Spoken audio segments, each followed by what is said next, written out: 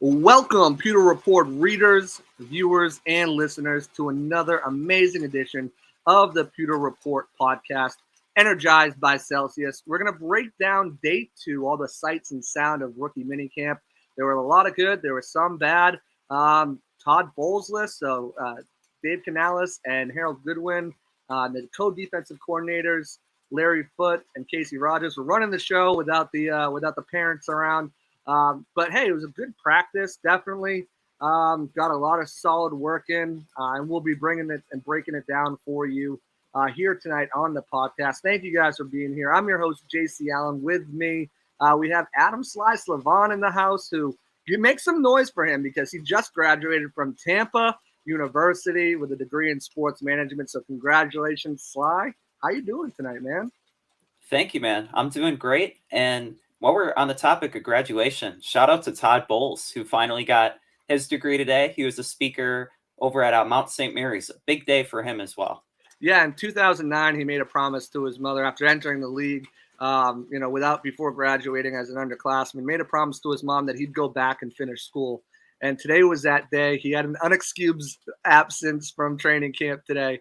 So it was excused, and he went there. He graduated, walked across the stage, got his diploma, and even spoke to the class. You can find that at on the Bucs website and in their Twitter. It was just an awesome moment. His message to the class: once you stop learning, that's when you get old. Never stop learning. And it's such a great thing, especially like a theme in minicamp as well, because these guys are learning, and they're learning the ins and outs of the system. They're learning how to be a pro. And it's kind of just like it's got to be a shock to these guys' system, because they're coming in from being part-time athletes at the collegiate level, having to worry about school, having only a limited amount of time to spend in the classroom and on the field, and then coming in here now, this is your job, your day in, day out job. You're learning everything so fast in the morning, then you're going out and practicing it, the installs that you're learning. But, I have to say, between the 2 days, I saw a lot of impressive stuff that really stood out to me. Of course, there's going to be some fine tunings, and it was very vanilla. They're not giving away any trade secrets right now, but it was an overall good 2 days of practice. You were out there with us for day two. What were some of your major observations from day two? Just going along with like some of the bigger plays that we saw out there, let's start with SirVocea Dennis. Let's start with him. The one-handed catch he had during ball drills, he looked like a defensive back. He didn't look like an inside linebacker. He was doing his cuts, reading the ball, and then he could have used two hands. But he went up there and he's like, nah, I'm going to take it with one hand. Just a really great play. And overall, throughout like all the press conferences today, we had three rookies, and each one, you can tell they want to grow. They're professional. And as you mentioned, they want to learn. And the 2 days of minicamp, it really gave them an opportunity to do so, go out on the field and make a great first impression. Yeah, Sivasia Dennis definitely had I think the two plays of camp with that one-handed catch. And now it's just in a position drill. You're not going up against anybody. But the one thing is you can see him flying around the ball. And yesterday, a lot of around him coming out of college was, yeah, we know he can get after the quarterback. He's a good pass rusher. But how is he in coverage?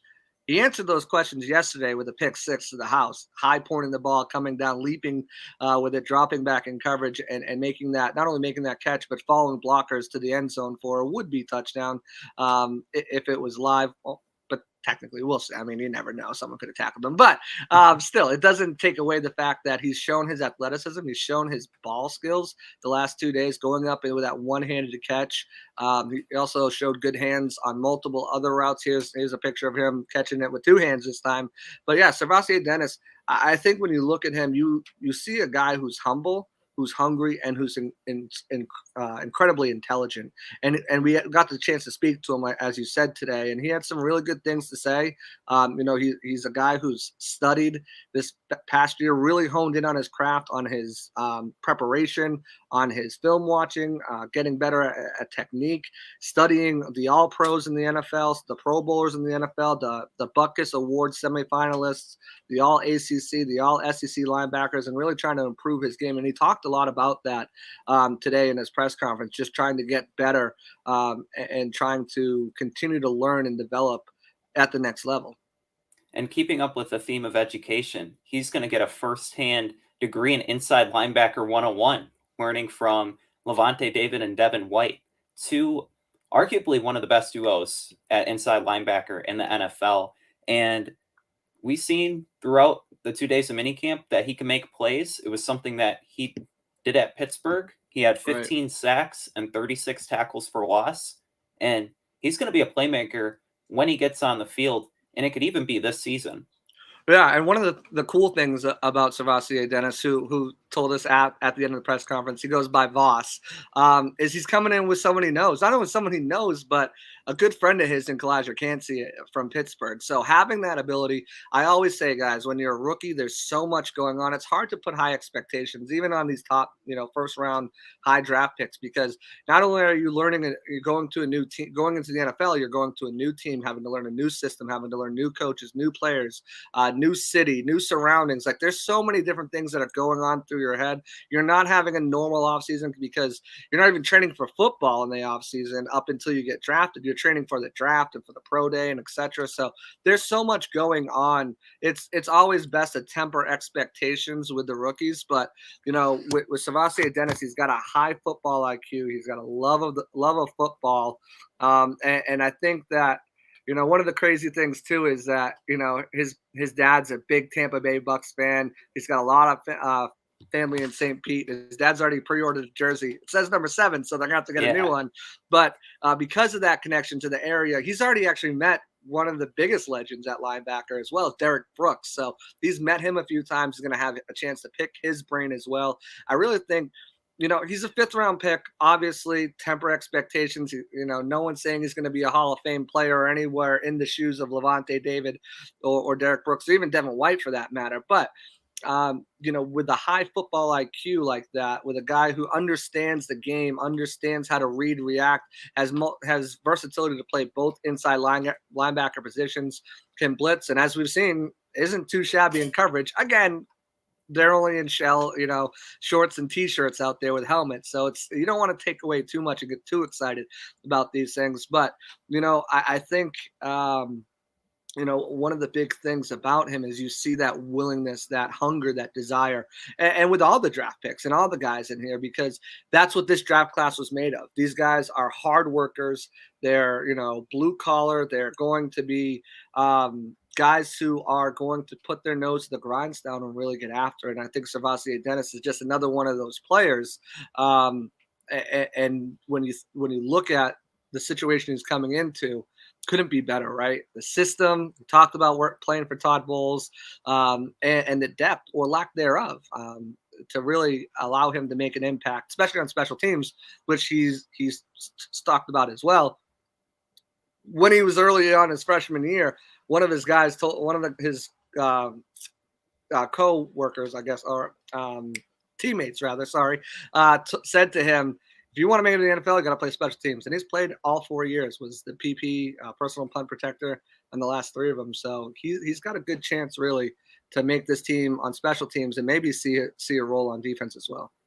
And that was something that he even alluded to, was being the right fit. I don't think Sivasia Dennis could have gone to another team and fit in as well as he will in Tampa Bay, learning from Levante David, from Devin White, and then his dad and family already being in St. Petersburg, already having a Bucs jersey, learning under Todd Bowles. He seems to be a Todd Bowles kind of linebacker, a great communicator, very smart.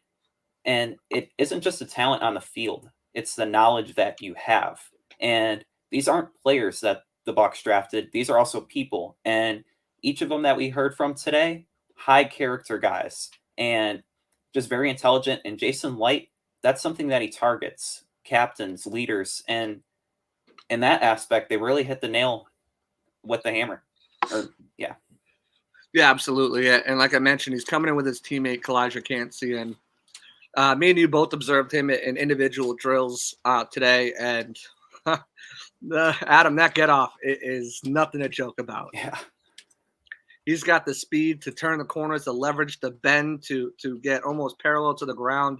There's a couple clips up on Pewter Report and on my page as well on Twitter of him.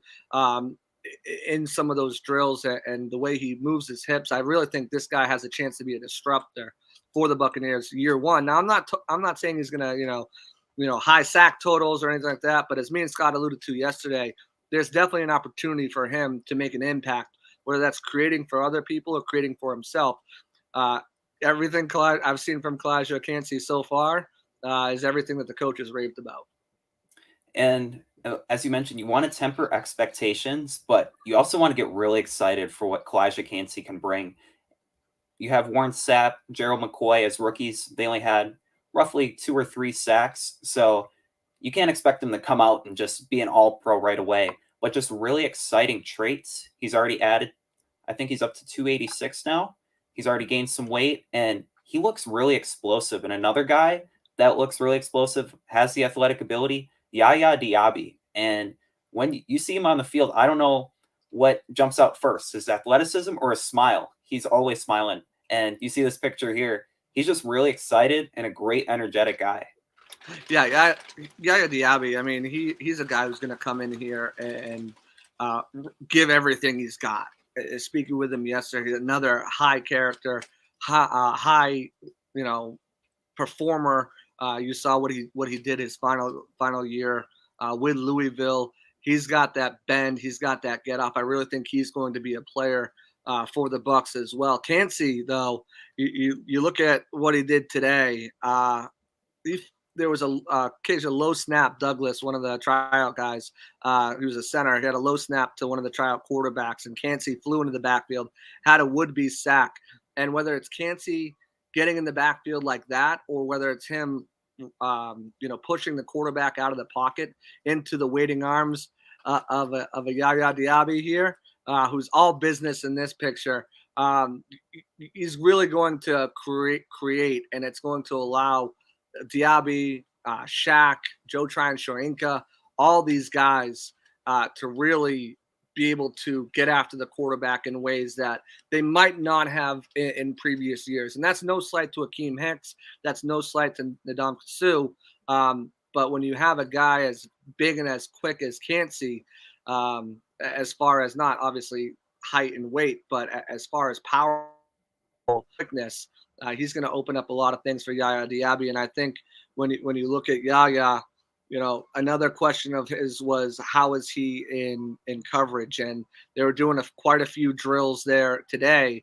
Yaya, Jose Ramirez, and the other edge linebackers, and just observing from the sideline, they're on the opposite in the field, but you can see the fluidity in his hips opening, because that was part of the drill, was to they'd point the football in opposite directions, and in your back pedal, you'd have to open your hips to those ways before turning and finally making the pick.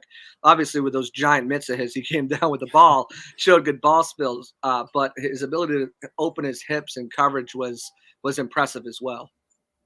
Definitely. And you mentioned Yaya Diaby, his roommate, Jose Ramirez, another guy that could be in that outside linebacker picture. And from what we heard from today, I really like his character. That's the theme. And one quote that stood out to me is, "Don't change your dreams, change your habits." This is somebody that he started off in JUCO. He worked his way, played his butt off last year at Eastern Michigan, had, I believe, 12 sacks, and his journey to the NFL, it was a difficult journey. And at any point, the odds were stacked against him. And the fact that he's out there, he's playing with Yaya, they're building a relationship. It was somebody that he met at the combine. He's really detail oriented, and he doesn't just break down film. He wanted to clarify today. He studies it, looks at the opposing matchups, the quarterbacks, and he's all about putting in that work.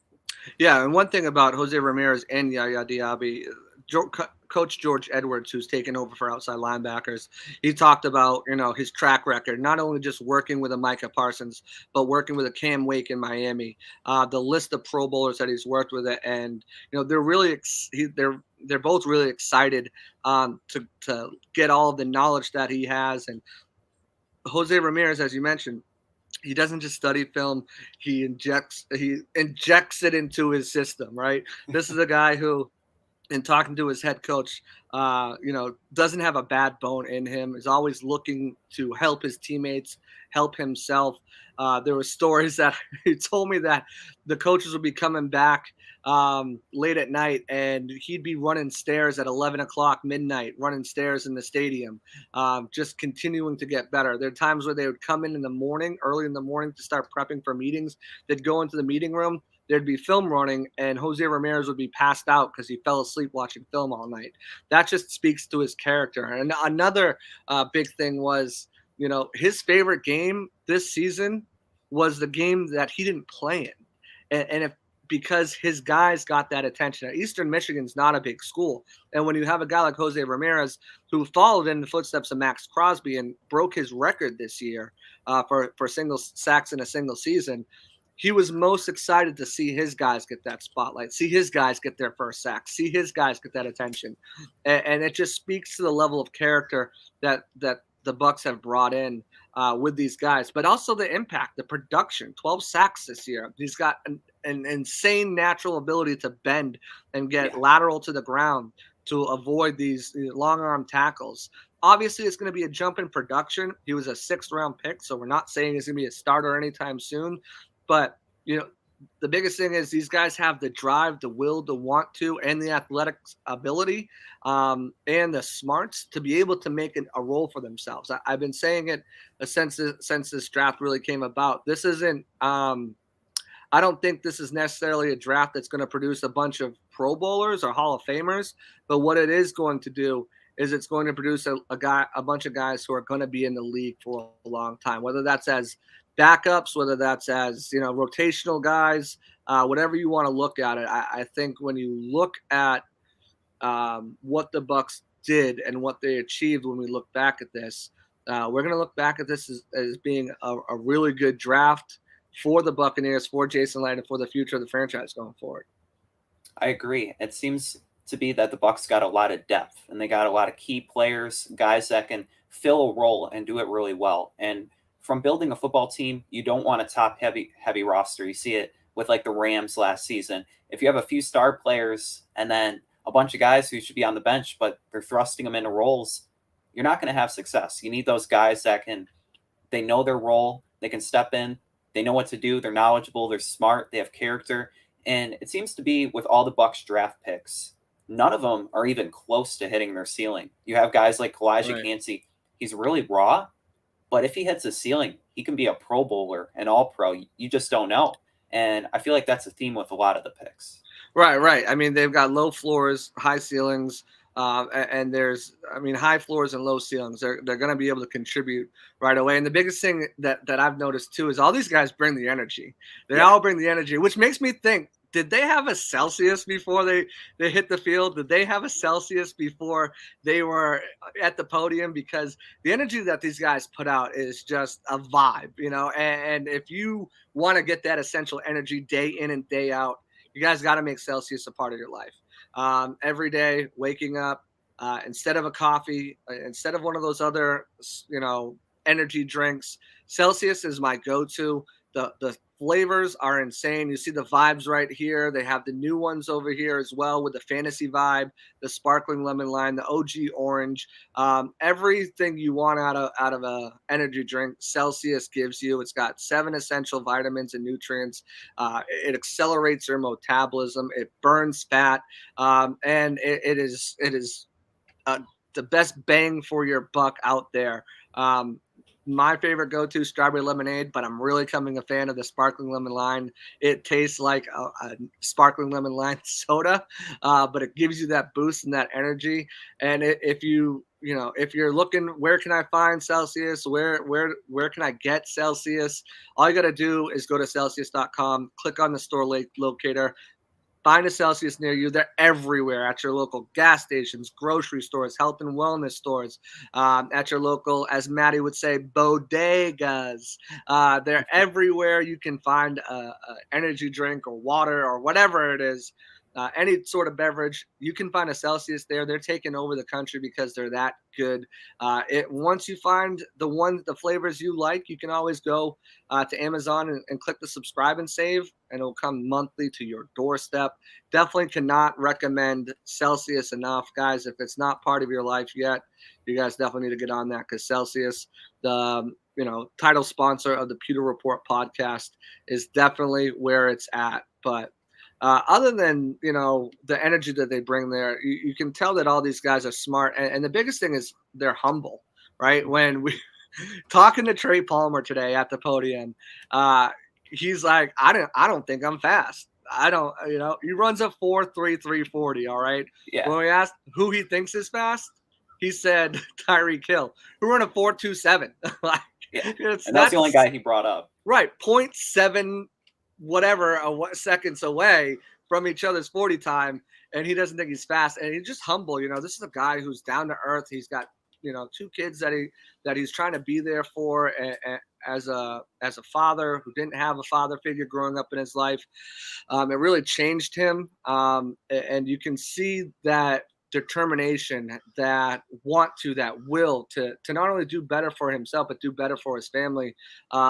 And for his teammates. That was a big thing too. He talked about, if it's not him, I'm going to get it to my teammates. What were your biggest impressions from Trey Palmer, not only at the podium, but also on the field?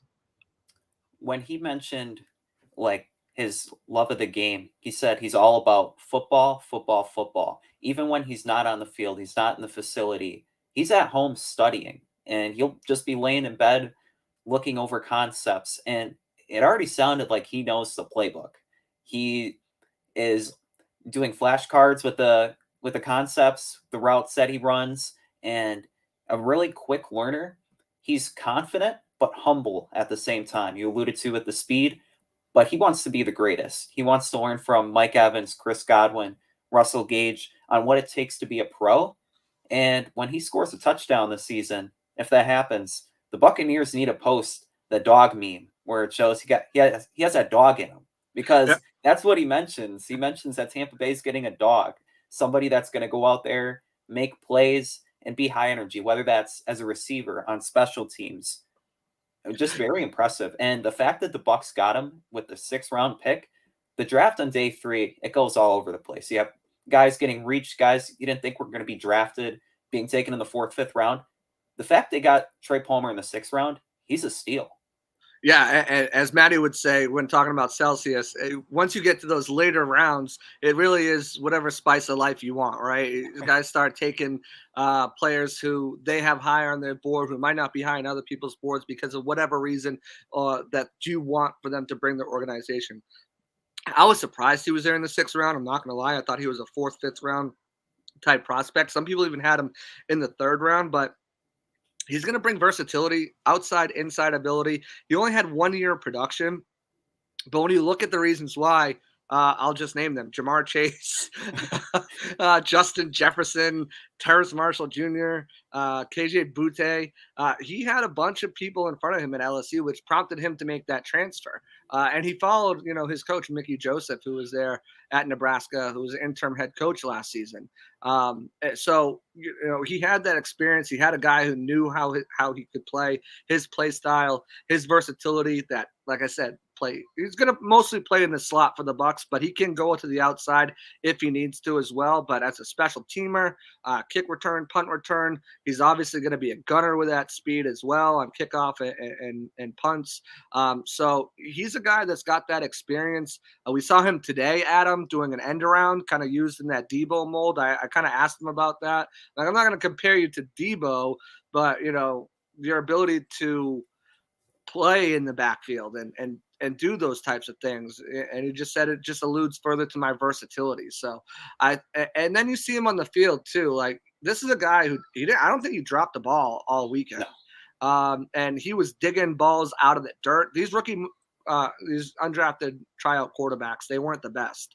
They had some decent throws here and there, but the amount of overthrows, the amount of low balls were all over the place. So, and you expect that mostly from the undrafted guys, but Palmer, I tell you, he's got hands and he's got the speed to match. Obviously, it's going to come with putting it all together, and that's what he's trying to do now. He's got a great wide receiver coach in Brad Idzik, who's going to pick his brain and kind of learn everything. Who he spent time with DK Metcalf and Tyler Lockett and some of these great players out in Seattle. So he's going to try to do everything he can to pick his brain and continue to get better at his craft. But I really think the Bucs potentially got a steal here with Trey Palmer.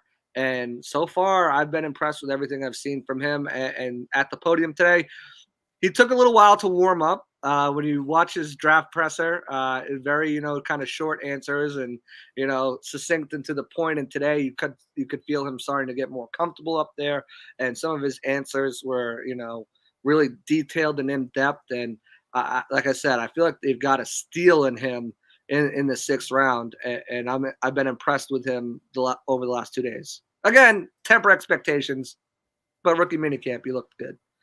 Yeah, and it wasn't just the players who impressed. You mentioned the wide receiver coach from Seattle. How about the offensive coordinator for the Bucs now, Dave Canales, out there today? You were talking about the quarterbacks not looking the best today, but Dave Canales, he was trying. He was with them in the drills. He acted as like the rusher, getting to the quarterback and like the mock plays, and just his energy. You can see it out there. He might have had a Celsius before practice, the way he was running around. And you can just sense that it's a completely different vibe this year with Dave Canales running the offense. And that's something that Bucs fans should really be excited about. Yeah, there he is right there, simulating a rush. Another one simulating that rush for the quarterbacks. Bouncing around. The energy is so high with him. He's bouncing around the quarterbacks. He's running over to the running backs. He's with the wide receivers. He's got pretty good offensive line coaches in Gilbert and Goody. So, but he's still, when they get to teams, he's communicating with them as well. Dave Canales just brings a different type of energy to the Buccaneers that we haven't seen in the last 3 years. He's a guy who has got his hand in all the cookie jars, and he's doing his best to try to get his players to recognize what's happening before the play happens. Doing his best to get everyone to digest the installs in the morning to be able to go out there. First things in the walkthroughs, and then when they're going, full speed, if you'll call it, later in the day in the regular practice, he's got everybody buzzing around, and you can see that there weren't many mental mistakes from the wide receivers. There were a few on the offensive line today. There was a couple of false starts. Douglas was one of them. Silas Janzi was another one who just signed last night. Wasn't at practice day 1, but was at practice today at day 2. He'll be wearing 61 for the Bucs. But when you look at Dave Canales and what he brings so far to this offense, it's energy. And you can see that radiating through the guys. Everyone's excited. Rookies, of course, are naturally excited. But when you talk to, the guys the coaches and some of the players who are there, the facility is abuzz right now. And Dave Canales is definitely doing his part in order to bring that alive there too. But you mentioned Payne Durham too, man. I don't know. This guy catches everything thrown his way. He just makes it look easy. His height, his length, his mitts. I mean, look at that. I mean, his route running is better than what I thought it would be. And again, it's not, they're not. For a rookie mini camp, I was very pleasantly surprised with Payne Durham. He spoke with us yesterday, so we didn't speak with him today. But just looking at him today, what were your thoughts on Payne Durham, the Bucs 5th rounder out of Purdue? So the first day, he was kind of so-so. I heard he had like a couple of drops, but the second day, really consistent, caught everything his way, and he has 4.87 speed. That's what he clocked in with his 40 time. So he's not going to be running past anybody, but his physicality, the ability to make tough contested catches, he doesn't really necessarily need to have the speed, but the ability to make plays when the ball's thrown his way. And he definitely showed that he can do that. Last year at Purdue, he had 8 touchdowns, and he's going to be the red zone threat for the Bucs this year. And some of the packages that they run and 2 tight end sets, it looks like he'll have that role, and he has the ability to thrive in it. And we mentioned tight ends that don't have that breakaway speed. there's still the ability to have a great career. You see guys like Heath Miller, Jason Witten in the past, and want to temper expectations. But Payne Durham, he could have a very productive career. Yeah, he just plucks the ball out of the Yeah. sky. I mean, if the coverage is close, I expect Payne Durham to come down with it most times. If he can find an element to be able to stretch the field, he's going to be a dangerous weapon for the Buccaneers. And they have a bunch of dangerous weapons already, and they're continuing to add to it. I think when you look at the tight end room with Keep and Kate Otten, they all kind of provide something a little bit different. Like Otten's that traditional Y. He's a good blocker. He can go out and catch and make receptions and be there for the quarterback as that safety valve. Keep he's your blocking tight end. I mean, he is a guy who's going to be able to line up at H-back, line up at fullback, line up on the line of scrimmage, and just bury people. We saw it last year, pancakes galore, and a solid special teamer as well. And I think what you have with Durham is a guy who is going to be a red zone threat. He's going to be a guy who can be a legitimate contested catch guy who can work to the ball. So I think with this tight end room, you're looking in good shape. With the wide receiver room, obviously you have the big three with Mike Evans, Chris Godwin, and Russell Gage. Holdovers, Kalen Geiger, and Devin Tompkins. But, I really think those two players need to look over their shoulder and need to have a heck of a camp, because what I've seen so far from Trey Palmer, but also some of the other guys, Raheem Jarrett and Tay Barber and Cade Warner, all three of those guys have looked really crisp in their route running. Cade Warner had a really nice catch today where there were three guys around him, and he just found the spot in the zone that the quarterback could dump the ball off. It wasn't a long catch. It was maybe 5-10 yards. It's hard to tell from the opposite end of the field. He would have got smacked. And you hope he would have held on to the ball, but just his ability to find that small area in between three defenders, I think that just demonstrates what his game was at K-State. Tay Barber, he's got good speed to him. A lot of people don't know, as I mentioned it yesterday, but if you didn't watch, he's actually top 5 and top 10 in receptions and yards all time at TCU. And they had Quentin Johnson, Darius Davis come out. They also had Jalen Reagor. And there was another number 1 draft pick that came out in the last couple of years. I forget who it was. But, for a program that's put out top tier, at least 3 first-round picks in the last 5 years and another high pick in Davis, for him to have that kind of production, playing inside, playing outside, he could be an asset as well. And I've just been impressed by Jarrett. I think he should have been drafted too. 5, 6 round, I think, was where he was projected to go. Obviously went undrafted, but looking at him, he runs smooth routes. He's catching nearly everything. He had a drop today, but made up for it on his next rep. The ball kind of placed a little high. It still hit him in his hands. He should have came down with that catch. That's a catch you have to make. But one drop in the last 2 days I've seen him make. I've been really impressed with this undrafted free agent class. What's been your thoughts about some of these undrafted free agents and what you've seen today? So you mentioned the receivers, and Cade Warner, probably the one that stood out the most to me today, and just his ability to make catches down, and the ability to get down the field too. And it all goes back to his football lineage, having a dad who was a Super Bowl winning quarterback. You can tell he fits the mold in being an intelligent player and knowing where to be at the right time and getting to the ball. I think it'll do him very well in his path to get to the NFL, and just the buzz around him. It sounds like he has a real shot to be the 6th wide receiver, making it on the Bucs roster, and also having the ability in special teams as well. And one guy that we didn't mention today who also played at Kansas State, I wanted to mention Josh Hayes as well. And he played with Cody Mauch at North Dakota State and Cade Warner at Kansas State.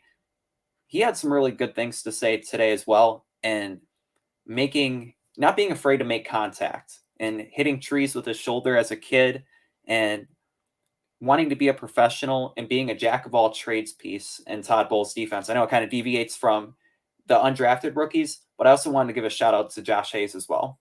Yeah, when you look at Josh Hayes, I mean, he's firmly entrenched in that battle for the starting nickel spot.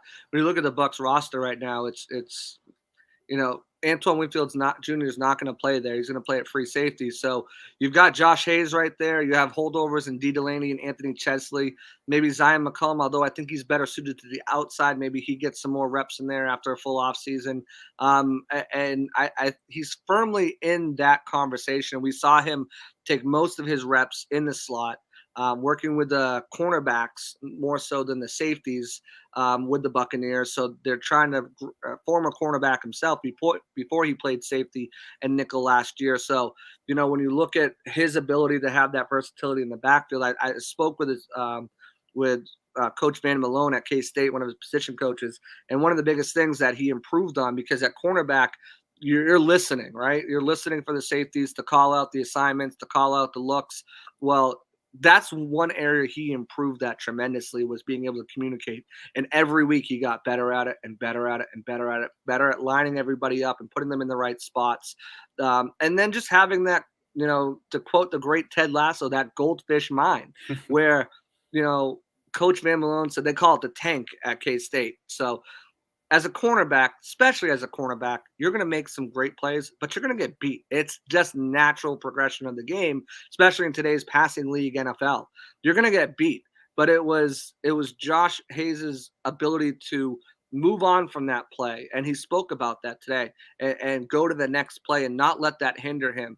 And for him, he's played a lot of football. When he came in there, one of the biggest things they needed out of him was to be a leader, and a relatively young cornerback group class in that secondary at K-State.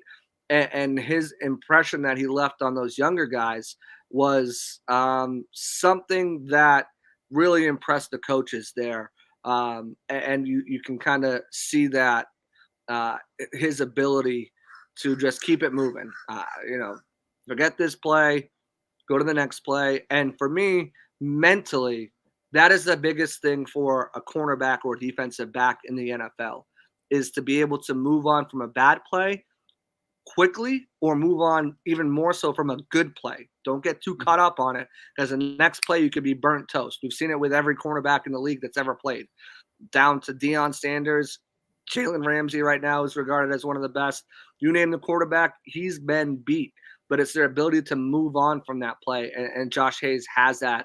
That's one of his strengths that he has. So definitely excited about what I've seen from him. I think another guy who's in that mix is Christian Izien from Rutgers, who Coach Bowles said he reminded him of Antoine Winfield Jr. He was lined up in the slot all, the last 2 days as well. And I think he's another guy who is going to be in the mix. And I know he's an undrafted guy, but quite frankly, he probably should have been drafted with the way he played there.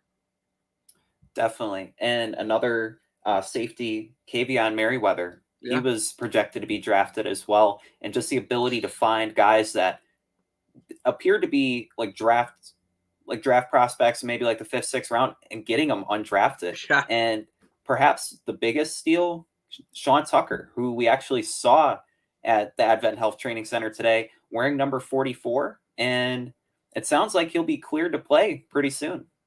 Yeah, Sean Tucker, you look at him, he's beefy, man. He is a thick back. And there's actually a really cool story about the number 44. So at Syracuse, obviously there has been a legacy players there like Jim Brown, Ernie Davis, and a couple other guys there who have really taken that number 44 to the next level. So far to the point where Syracuse has retired it.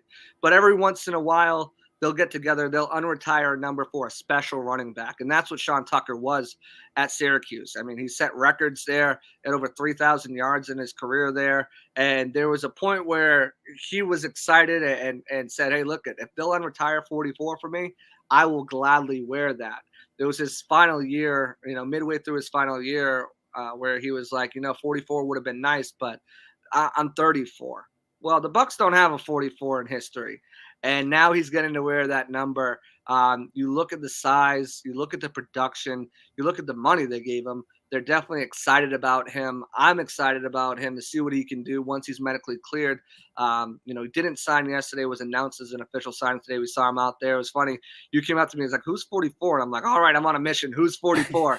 And we finally found out that it was Sean Tucker. And then we got some close-up pictures and really got to see him. So, obviously, not being able to throw on the helmet yet. That's a possibility for him down the road. We'll see how soon, whether that's OTAs, mandatory minicamp, or it's something that's going to happen at training camp.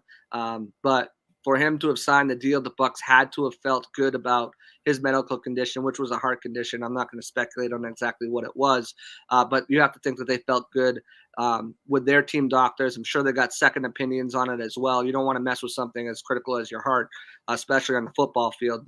After we saw what happened, unfortunately, to Damar Hamlin. So heightened sense of awareness with anything regarding the heart and playing this rough and tough Gladiators game of football. So that's a good sign that he was cleared. And I know there's a lot of Cuse fans outside, a lot of Bucs fans excited for what he can do. And another guy, like, as you mentioned, could have been drafted, should have been drafted. And it seems like that is one thing where the Bucs really kind of got lucky in undrafted free agency with a lot of these guys. Because if you look at the guys they brought in, specifically the positions they brought in, it's Bucs positions and needs. Yeah. And I talked to Raheem Jarrett. I said, it stinks not getting drafted, right? But at almost the same point, by the 7th round comes around, it's almost better because you get to pick and choose your spot. And, when you look at the Bucs, there's 3 guys penciled in, and after he's like, I saw a great opportunity here. And that's what this is for guys like Sean Tucker for that RB3, RB4 role. That's what it is for Trey Palmer, Cade Warner. And Cade Warner talked about that yesterday. You're looking at the landscape of the league. The Bucs have a need for wide receiver. After those first 3, there's a real shot for them. Unlike the past years when the roster's been loaded, now at wide receiver with Tate Barber, Cade Warner, Raheem Jarrett, at nickel cornerback with Chris Izzian, at safety with Kayvon Merriweather, who had an interception today, at linebacker, with Jeremy Banks, and a lot of these guys who were projected to be drafted either in the 5th, 6th, 7th round that didn't. There was really no better landing spot when you look at the landscape of the league for them than this offense. And I think they're going to contribute in ways either their rookie year or at the very least, I think you'll see a lot of these rookies, undrafted guys on the practice squad.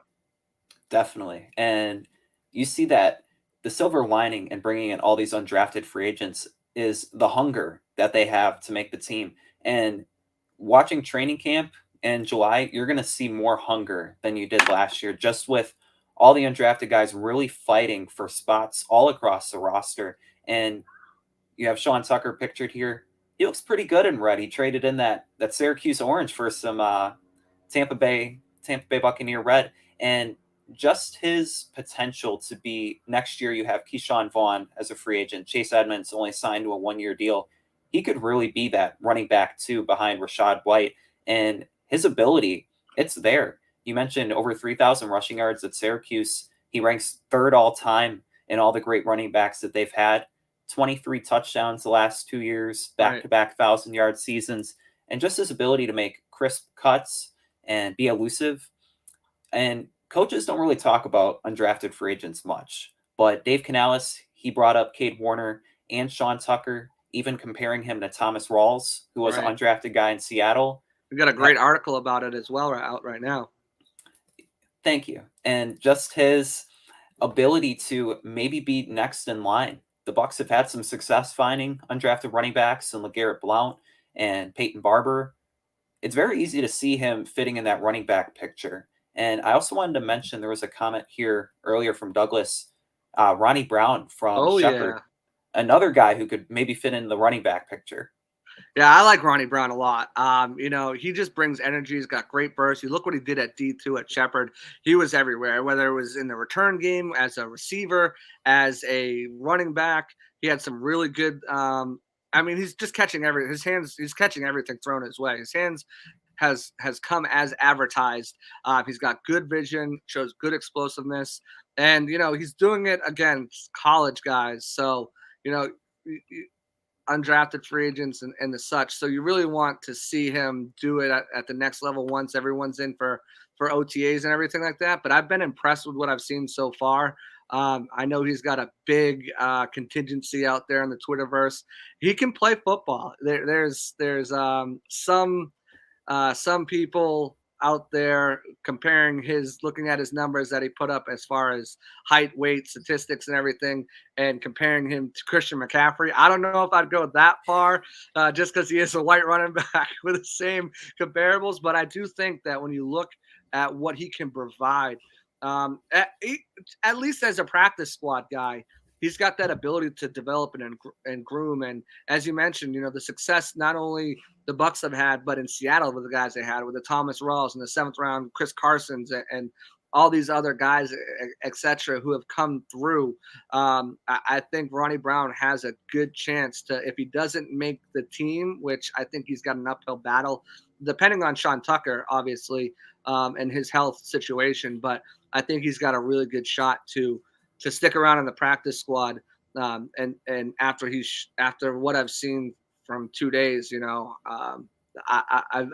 I'm a fan.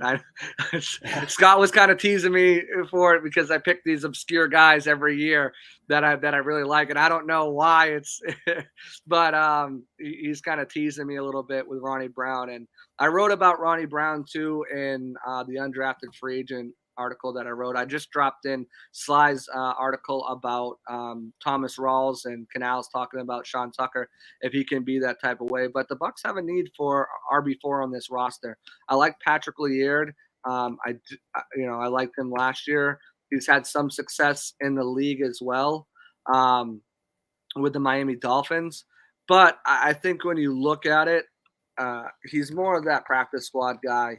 So it's really up to Ronnie Brown and specifically Sean Tucker to take command and win this job. I know someone just asked Ronnie Brown's height and weight. 5'11", 5'11" and 6 foot. change. 192. We're in a 4.46. What I wrote about him is excellent vision, burst, and speed to pop to the open hole. We saw that on display today. If you go check out our minicamp breakdown number 2, I actually wrote about that. Soft hands, elusive as a runner, knows how to set up blocks. He had he was in pass protection, and that's somewhere where he's going to have to get better, but he handled it well. Kick returner, he had 1,400 yards, 59 returns, and a score over his 4 years at Shepherd. He can be susceptible at looking for that home run play and losing yards, trying to bounce it to the outside. And he's not a churner. He's not going to churn yards to the tackles. He's not that type of player. But he finished last season with 2,452 all-purpose yards, 1,800 yards insane. rushing, almost 600 yards receiving, 19 touchdowns on the ground, 5 more through the air, 8.4 yards per carry. So obviously it's a jumping competition. I'm not crowning him as a spot on the roster, especially not over Sean Tucker, but I think he has a good shot at making the team on the practice squad and contributing there.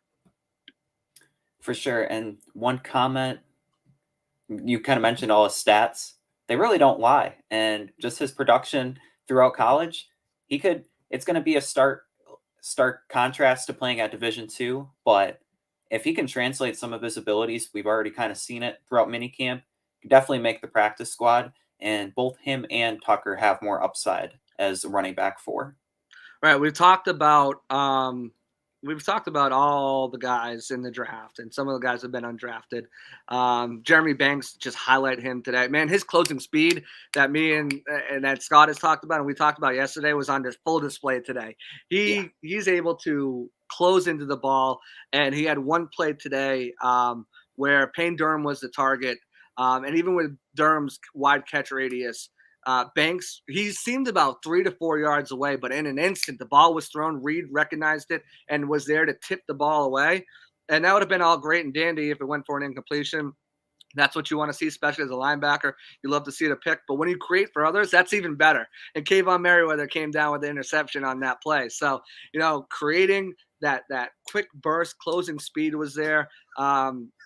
And really, I think he's a guy had some character problems in the past, but it seems like talking to everybody, coaches and obviously the front office, those are in the past. He's not that type of guy anymore. He's learned, he's humble, he's grown. I spoke with him briefly yesterday, and he's very excited to be here for the opportunity. Again, just like SirVocea Dennis, he gets to learn from two of the best in the business. You watch. I have some clips posted up on my Twitter page, and we'll get those over to Pewter Report as well. So definitely go check out that of him in drills where, again, they're opening their hips side to side before they turn and make a play on the ball. And you can see the hips. He's got very loose hips to be able to drop back in coverage and turn on a dime.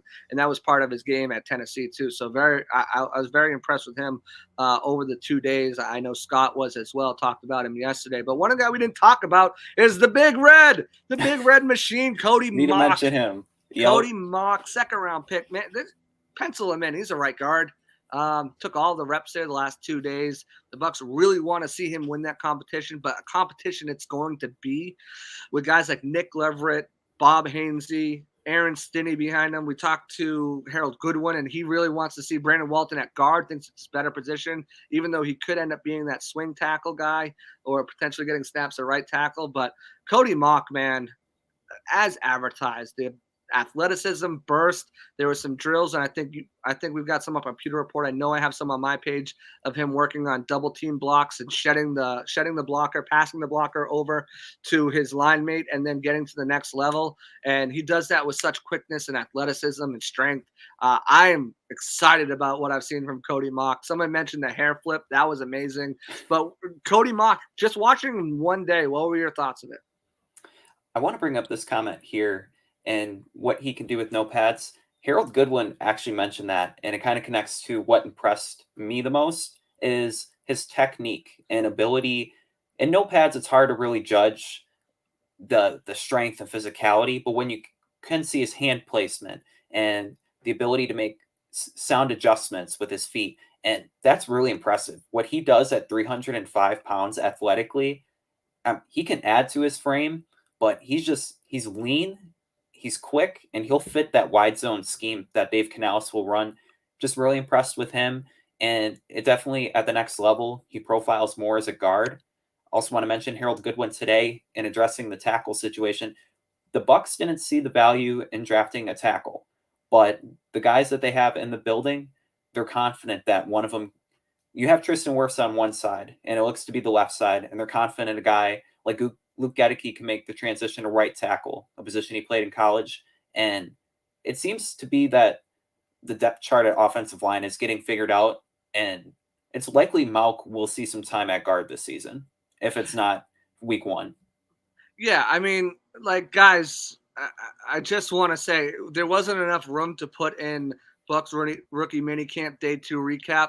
Asterisks, we're only in short shirts and shorts and helmets. There's no pads, etc. Exclamation point. I get it. These guys aren't in pads, especially offensive D linemen. You really can't get a good look at what they can do. But as Adam just said, talking to good, you can see hand placement. You can see from one rep to another rep, the ability to learn, retain, and move and execute it. Again, we got clips on my page and Pewter Report's page on Twitter that are showing Goody talk to Mock and say, back, get back a little bit. And then talking to him yesterday, adjusting him, having that one-on-one time, and then you see the next rep and you see the improvement there. That's what we're looking for. That's what you can tell about a player is their ability to learn, ability to adapt, ability to adjust quickly. The Bucs, these players, it got a little windy towards like the last 20 minutes, but the sun was shining. This was 90-degree football weather. It is hot for a lot of these guys. Cody Mock's never been to Florida. He's never had this type of weather. He doesn't know what the heck is going on. He's got a tan going. He does. He's got a bit of a tan. But you got to think you're making all these adjustments at the same time. You're sweating your butt off. And that's what we're looking at with the offensive lineman. That's what we're looking at with the defensive lineman. Obviously, there's no contact. Obviously, we can't get a great feel for what they can do. But that being said, I think I was really encouraged by the guys like Cody Mock and guys like Chris Murray, who's making that switch over from center to right guard to center, and he took all the reps with the first unit this weekend at center as well. Didn't have any fumbles or any errant snaps or anything like that. I think when you're looking at offensive linemen, even Silas Deonzi, who was signed, and he played some right tackle. He did have that false start, but he's a day behind. He only had one day in the system because he wasn't able to sign yesterday. So, when you look at these guys with the Cody Mocks and with the Chris Murrays and some of these undrafted guys, Luke Haggard, who we don't have a picture of, but here it is right here. Goody telling him, this is where your hand placement. You see the next drill, his hand placement is there. That's what excites us. That's what you take away from these things. So I think when you look at this Bucs draft class, when you look at the undrafted free agent class, I was talking to some people today about this. Just the fact of the matter is, the Bucs had a goal in mind when they went into the draft and when they went into the undrafted free agency. And that's not to say last year, the year before draft class, was any different. But this year there was a very high profile on these guys' character and their work ethic and having the production to back it up. And every single one of these guys that they drafted, a lot of these guys that they took as undrafted free agents have the production, have that athleticism, have the smarts, the intangibles that you need to be successful, not just as a starter or as a potential, amazing, great player for the rest of their career, but guys who can contribute in a way. We look at the Bucs teams the last couple of years, depth has been an issue. Cornerback, outside linebacker, defensive line, offensive line, wide receiver. Depth has been an issue. And while these guys, I'm not saying they're we're not looking at Julio Jones stacked with, this guy and this guy. We're not looking at, Richard Sherman and all these other guys, who've got pedigree in the league coming in here, but at the end of their cycle, we're looking at young guys who are hungry, who play versatile positions, who play on special teams, and who are going to work their butt off to put themselves in a good position. I'm hyped about this draft and this undrafted free agent class more so, and I'm really excited for this training camp more so than I have. You guys know I'm from Boston, more so than I have been the past 3 years when Tom Brady was here, because I just see the competition, and competition just drives everyone to be better. And I think that that's going to happen this year in droves. And I think we're going to see a really competitive group this year get after it. And it's going to be a lot of fun for training camp. And hopefully that breeds the success into preseason, which breeds success into the regular season. And it turns out for good results for the Bucs. But that's my thoughts on day one and day two. Like I said, I'm excited. I'm just excited for football to be back, honestly. But, if there was things that I thought were detriments, I didn't see any of those. I didn't see anyone really falter to the point where oh man, a lot of the tryout guys, they didn't stand out to me. But watching the main undrafted guys, the big guys that they brought in, the guys that we've talked about at Pewter Report, Scott's talked about and featured in his Fab Five, those guys and the draft picks really stood out to me, and I'm really impressed by them from what I've seen over 2 days of rookie mini camp, obviously without pads and everything. Yeah, and you make some great points about after Tom Brady and some of the veteran additions that the team has had in years past. It's about laying a new foundation, not necessarily rebuilding, but retooling and just adding to the culture. There's still a lot of veteran guys that these rookies can learn from. We mentioned with SirVocea Dennis, with Levante David and Devin White. You have guys like Jose Ramirez, who's been compared to Shaq Barrett already in the building. And just having those, the rookies, having those veterans to lean on and learn from. It's gonna be interesting, definitely, in training camp and preseason, because a lot of these guys can have an impact this season. And as we've seen throughout minicamp, not just the draft picks, the undrafted guys as well, guys that had draft grades on them that the Bucs were able to bring in based on the fact that they could have roles. And of all the teams out there, Tampa Bay was a prime destination, not just for the weather, but for the opportunity to come in, be a wide receiver, be an extra corner, and just step in from day one. Right. Yeah. And I think there's a lot of spots, and that what drew a lot of these undrafted free agents here was the opportunity here. And guys, I want to thank you for the opportunity to let me and Sly do this. I know it's a Saturday night, 7 o'clock. A lot of you guys, if you're younger, you're going out. If you're older, you're getting ready to turn down for what. So thank you guys for the opportunity for us to join us tonight. Over 150 people at one point. Please get those likes up, hit those subscribe buttons. Guys, follow us on all of our platforms, on Twitter at Pewter Report, on Instagram, Facebook. Obviously, our Facebook is really jumping up in numbers, so we appreciate that. YouTube, we're almost at 10,500, so we're trying to get better there and bigger there. And when you guys like and subscribe, it puts us in front of more Pewter people, supports the algorithm. So I want to thank you guys for being here tonight. Thank you guys for the comments and chatting it up. But that's going to do it for us. So closing out day 2 of rookie minicamp for Sly, Adam Slavon, for JC Allen. We're out of here. Thank you guys. We'll catch you next week. Monday, Tuesday, Wednesday, Thursday, we've got big shows, big guests. Make sure you tune in. Keep it here at Pewter Report, pewterreport.com, Pewter Report, Twitter, on Facebook. We're out.